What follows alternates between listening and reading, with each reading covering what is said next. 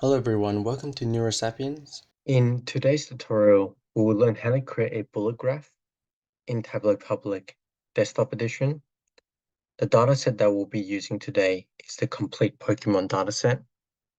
First, what I'm going to do is I'm going to drag and drop this dataset into my Tableau Public session. Now that the dataset has loaded, we can see a summary of this dataset in the data source page, like how many rows does it have and how many fields and columns are in the dataset. From here, I'm going to go to my worksheet called Sheet 1, highlighted in orange. I'm going to use two fields to create the graph. They are both going to be measures. One is going to be against fire, and the other is going to be against grass. I'm going to select both fields together.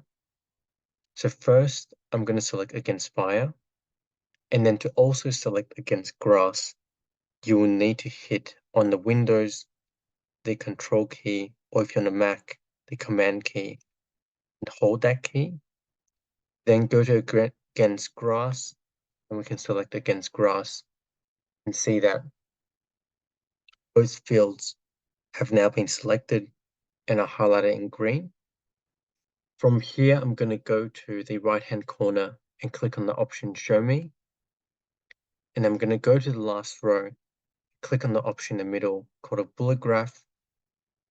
I'm going to select that graph, and what Tableau will do is it will create a bullet graph for me using the two measures selected, so against fire and against grass.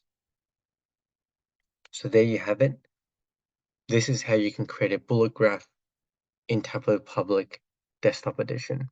If you found this tutorial helpful, please give it a thumbs up, subscribe and click the notification bell for weekly videos. Please share the video with anyone who you think would benefit from the content and comment below what topics you would like to learn.